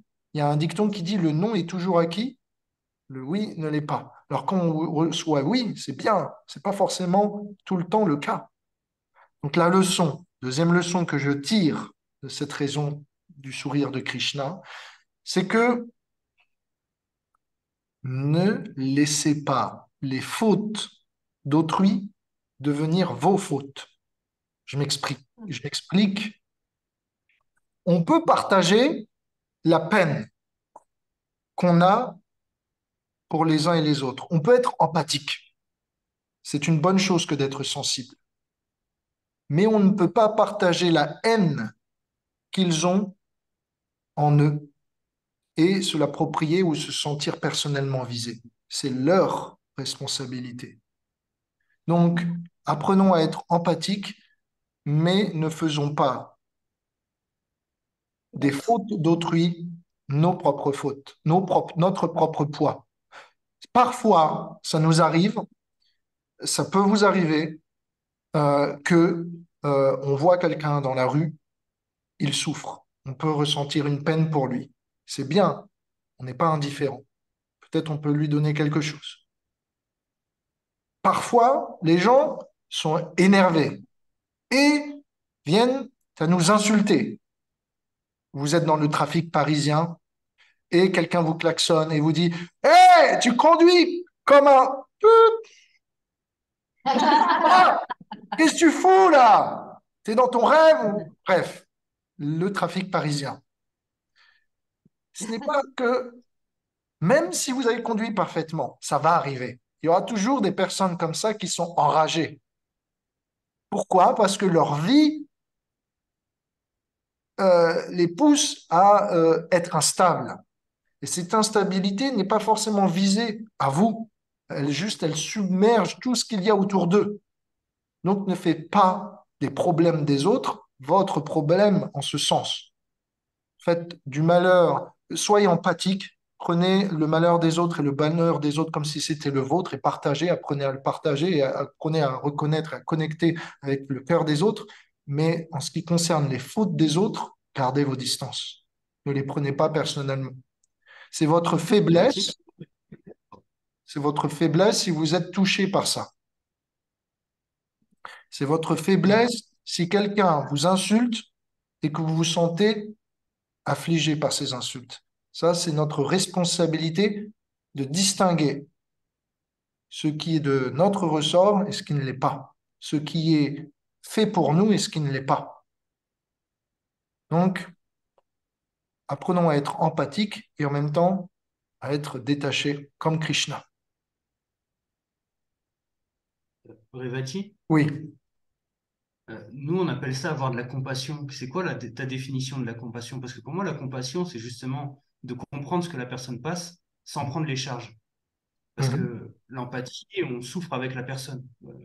Et ça sert à rien. Et ça aide pas la personne, ça aide pas soi, mais moi j'appelle ça plutôt la compassion, d'avoir cette intelligence spirituelle, Mhm. de capter, de voir à quel niveau, euh, où est-ce que la personne en est en fait dans sa vie et pourquoi elle réagit comme ça, ou voilà. Mais sans prendre les charges, enfin voilà. Voilà. La compassion, c'est pouvoir souhaiter le bien d'autrui et ne pas tolérer leur souffrance.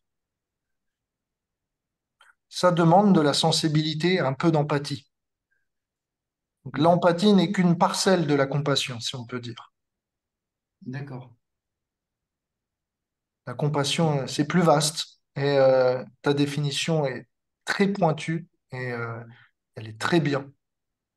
Et donc c'est ça, t'as compris. Prendre,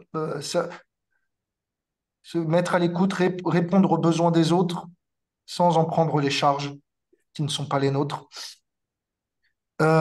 Troisième raison pour le sourire de Krishna, c'est que Krishna montre qu'il ne faut pas être attaché au résultat de son service.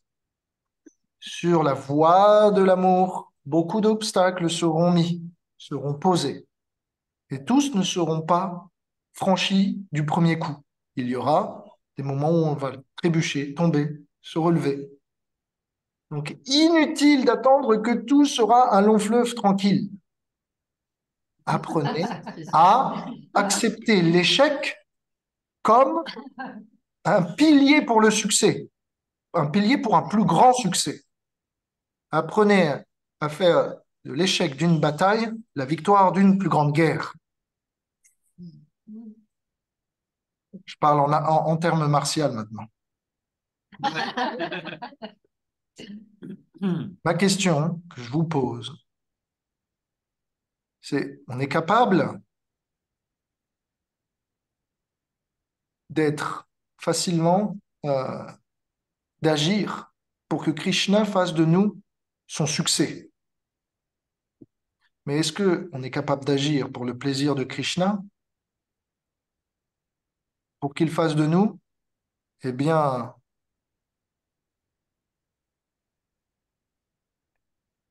un échec?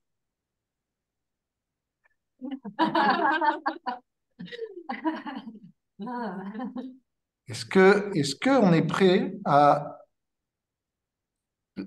accepter que Krishna réciproque notre amour, pour qu'il fasse de nous échec sur échec, un échec, l'échec de notre vie? Est-ce que vous accepteriez que si Krishna vous donne de l'amour intérieurement, qu'il est là, présent, qu'il se manifeste à vous, que Srimati Radharani est là, mais que tout ce que vous faites pour le servir soit échec sur échec, que les personnes ne vous comprennent pas, que votre vie de famille foire, que votre compte en banque vide, qu'on vous rejette, qu'on vous le maltraite, est-ce que vous accepteriez d'être cet échec pour Krishna? Oui. Ah oui, on est dedans, on connaît. Un petit peu par fois. Ok. Ouais, mais là, c'est sincère. Là. Il y a des nuances, mais Non, mais là, voilà. c'est tout. Il n'y a pas un échec. Non, mais faut être sincère aussi. Là. Non, mais il y a des nuances, mais on accepte. Non, mais là, c'est le package total. Si on a le package total, enfin, moi, je l'entends comme ça, en tout cas. Ouais, je parle du gros paquet, J'ai là. pas envie de dire oui comme ça. Ok. Ouais, j'ai envie de. Ouais, c'est difficile quand même. Pas tout de Enfin, suite. j'espère. en tout cas, oui, si vraiment il n'y a pas le choix, oui, je préfère avoir Krishna que comme Arjuna sur le champ de bataille, je préfère avoir Krishna que l'armée. Mais je l'espère pas non plus, quoi. Krishna t'a entendu. Merci.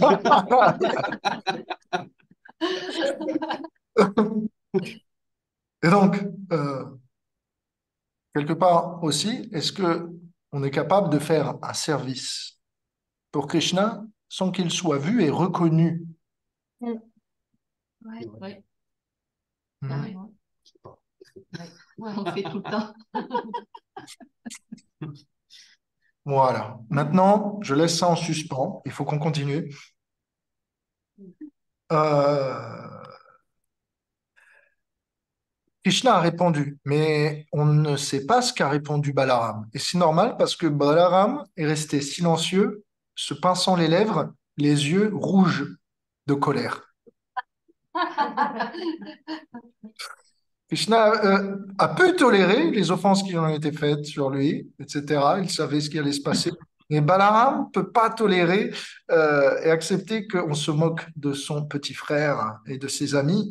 Et il a compris l'intention de Krishna et donc ne s'est pas interposé euh, dans son plan. Il est simplement resté muet, comme les brahmanas juste auparavant. Et aussi une énième leçon, c'est que les serviteurs de Krishna, s'ils sont véritables et sincères, n'auront pas cette faute de la fierté que les brahmanas, qui sont purement ritualistiques et mécaniques, développent. Si vous êtes sincère, l'humilité est le baromètre de votre avancement. Et si vous ne l'êtes pas, la fierté est le baromètre de votre échec. Donc, c'est une bonne mesure. Maintenant, le lien. Euh, Quand Krishna a dit montrer l'exemple aux hommes de ce monde, je vous rappelle ce que Krishna avait dit juste auparavant. Euh, il avait dit s'adressant de nouveau à ses amis les pâtres pour montrer la façon dont il convient de réagir. Krishna s'apprête à dire comment montrer l'exemple. En fait, Krishna, enfin, les commentateurs nous disent ce que Krishna s'apprête à dire, c'est que comment on doit faire pour agir et naviguer dans ce monde quand on a des difficultés avec les hommes. Notre commentateur du Bhagavatam nous dit, lorsque vous mendiez, vous demandez un service à quelqu'un et que ça ne marche pas, passez par leur femme, vous avez plus de chance. C'est que, c'est-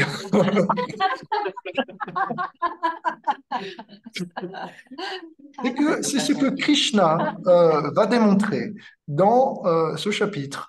C'est que généralement, les traits masculins sont plus rationnels et les traits féminins sont généralement plus euh, enclins à relationner sur la base de sentiments.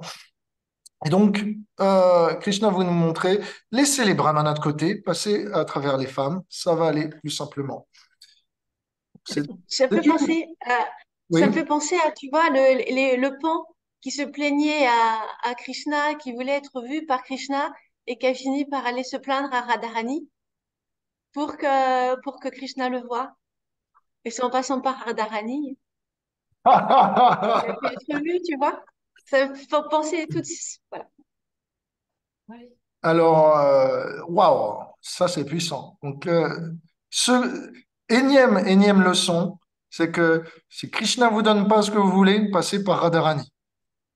On a On retenu la essaye, leçon. on essaye. Ok? Donc ça c'est la leçon. Je le note pour moi parce que je l'avais pas vue celle-ci. Merci de l'avoir perçue.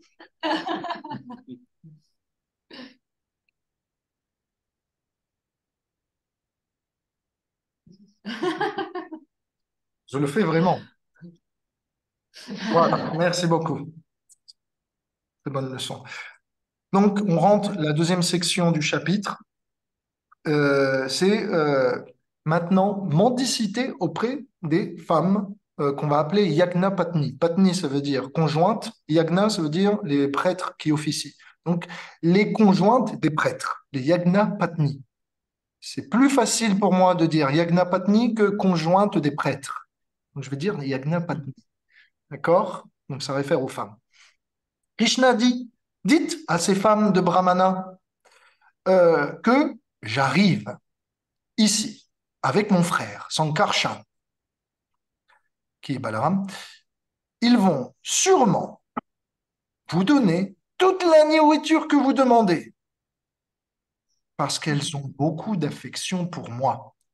En effet, leur intelligence et mentale ne résident qu'en moi seul.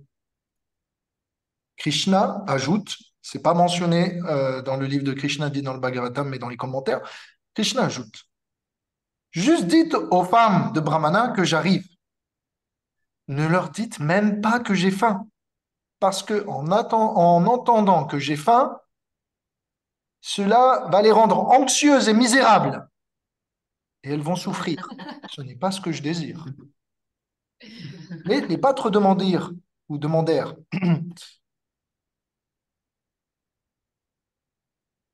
comment vont-elles nous donner à manger si on ne leur dit pas que tu as faim? Krishna répond, simplement en écoutant que je viens, elles vont offrir tout ce qu'il convient pour ma réception. Il n'y a même pas besoin de mentionner plus. Les copains répondirent, mais leur mari est contre vous. Ils ne vous apprécient pas et n'ont pas foi en vous, n'ont pas le même respect. Ils vont empêcher que cela arrive. Krishna conclut, elles ont une telle affection pour moi qu'elles sont prêtes à ne pas considérer toute obstruction, que ce soit de leur mari, de leurs parents, de leurs amis, de leurs enfants. Leur mental ne réside en moi seul. Leur corps réside dans leur maison, mais leur mental est avec moi toujours. En réalité, simplement leur enveloppe extérieure réside dans leur maison. C'est ce que Krishna nous dit. Donc la réponse de Krishna, c'est aussi une leçon pour nous, apprendre que simplement en entendant les gloires de Krishna, on peut vraiment détenir un amour tellement grand que Krishna se sent obligé de venir jusqu'à nous. Simplement en écoutant à propos de Krishna, on peut développer l'amour suffisant, nécessaire pour attirer Dieu. Donc, la puissance du verbe et du son.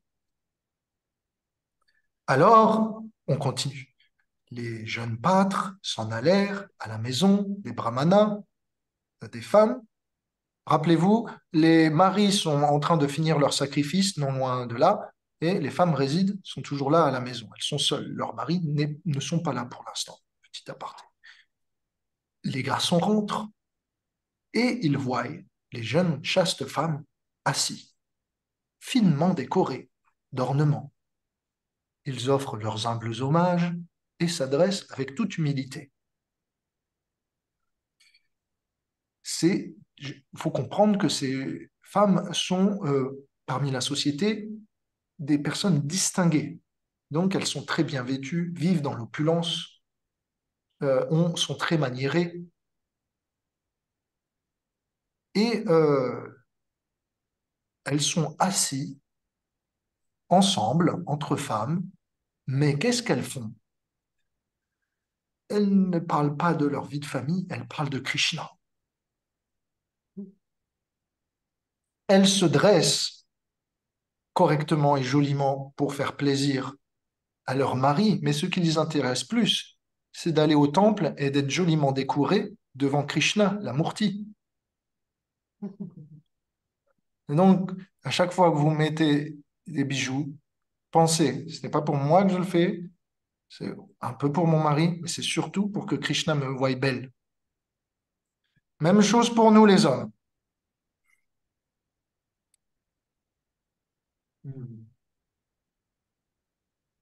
Alors, les garçons s'adressent humblement. Obéissance à vous, ô vous, chères femmes révérées des brahmanas, s'il vous plaît, écoutez attentivement nos propos. Nous avons été envoyés ici par Krishna, qui passait ici, par là. Il est venu depuis très loin avec Balaram, son grand frère, pour garder les vaches. Il est maintenant affamé. S'il vous plaît, donnez-nous à manger pour que nous puissions les nourrir. Seconde fois, les pâtres ne respectent pas les intentions de Krishna. N'écoutent pas du tout, ce ne sont pas des bons émissaires. Un bon émissaire, ok, c'est le bon traducteur. Là, le traducteur est zéro. Et donc, ce qu'il se passe, évidemment, comme Krishna l'avait annoncé, ne le faites pas. Ce qui s'est passé, c'est quand elles ont entendu Krishna est passé par là, certains ont senti des palpitations et se sont mis à se lever. Et ok, qu'est-ce qu'il faut que je fasse? Vite, Krishna arrive. Il faut que je prépare ceci, cela. Il faut que je me maquille. Il faut que je prépare à manger. Il faut que j'amène des articles pour lui offrir, une guirlande, etc. De la pulpe de santal. Vite, vite, vite. Alors tous commencent à s'agiter. Certains sont tellement emplis d'amour qu'en simplement en entendant Krishna arrive, sidérés, elles s'évanouissent. Ah. D'autres arrivent à tenir le coup, mais quand elles entendent Krishna est affamé,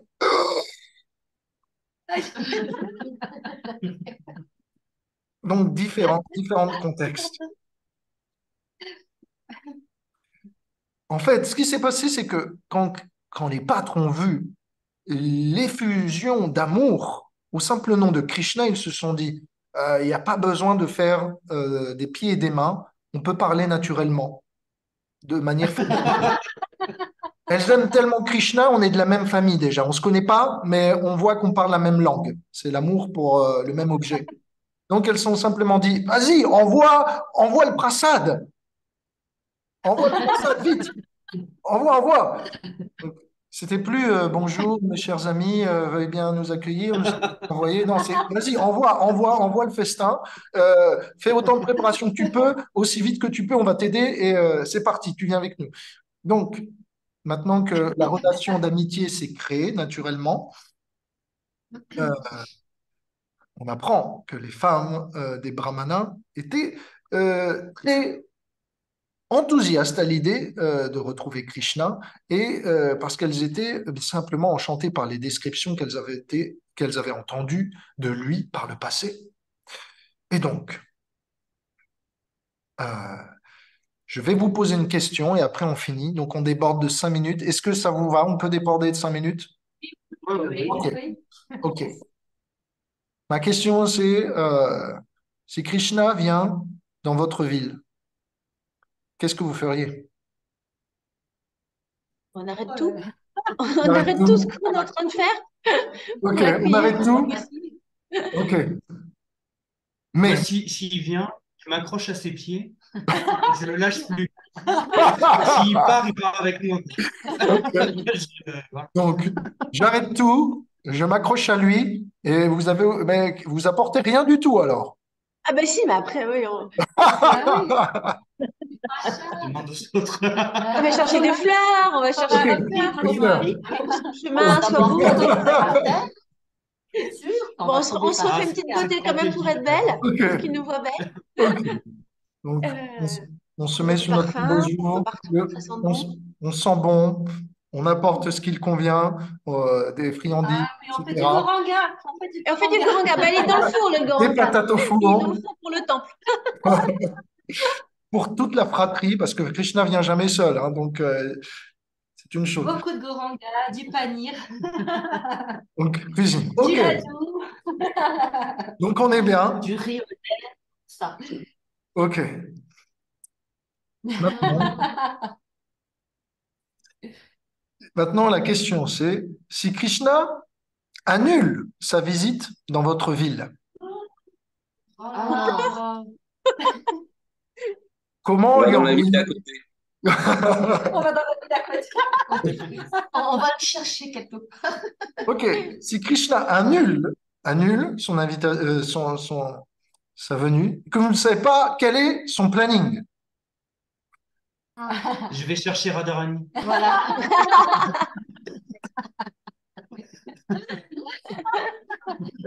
je sens que vous commencez à devenir de plus en plus bon. Vous lisez dans les pensées. Effectivement, vous envoyez une invitation à Radharani et, euh, et simplement, lorsque Radharani va donner cette lettre, Krishna peut-être va venir, mais il va sûrement venir. Mais si vous ne trouvez pas Radharani, que vous ne trouvez pas Krishna, simplement écoutez à propos d'eux, Krishna Radharani, et par les effusions d'amour que vous pouvez obtenir, naturellement, Krishna va s'inviter dans votre ville. Même s'il va faire un détour, même s'il a annulé dans son voyage de venir, il va rajouter quand même de revenir et de faire refaire un détour pour revenir jusqu'à vous, comme il l'a fait avec les femmes des Brahmanas. Donc, si Krishna ne prévoit pas de venir sur Terre nous rendre visite, comme il y a 5000 ans, on peut toujours l'attirer par notre amour et ajouter sur son planning et sa carte de voyage, voilà, une petite épingle là où se situe notre ville pour qu'il puisse bien nous retrouver. Donc, aujourd'hui, c'est comme cela que l'on conclut et on va voir la semaine prochaine comment les femmes des pâtres eh bien, vont accourir auprès de Krishna. Et comment Krishna va les recevoir. Les recevoir, mais pas les décevoir.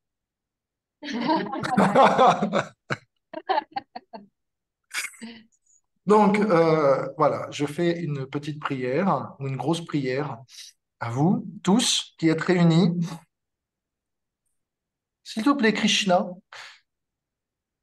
mets sur ta liste d'endroits à visiter l'adresse de notre ville, de notre maison, de notre cœur, de notre famille.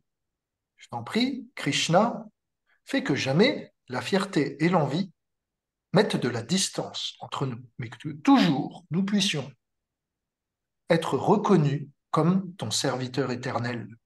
Si vous êtes d'accord avec cette prière, vous pouvez dire Hare Krishna. Hare Krishna. Bonjour à tous les nouveaux venus. Il fait chaud, c'est la plage, c'est l'instant piscine. Les torse nu. Donc merci à vous tous. Je vous embrasse fort, chère famille, et merci pour votre sourire, votre attention. Merci pour votre fidélité, pour m'encourager et à la semaine prochaine pour de nouvelles aventures. Merci, Radharani, Madan Mohanty. Gloire à tous les dévots qui sont rassemblés ici, ailleurs et qui ne sont pas là. Qui? Toute gloire au chant des saints noms. Qui? Hari Hari Bol. Arrivons. Oh. À bientôt. Passez un bon week-end, un bon dimanche du mois et une bonne semaine. Merci. À toi aussi, Merci, Revati. Merci.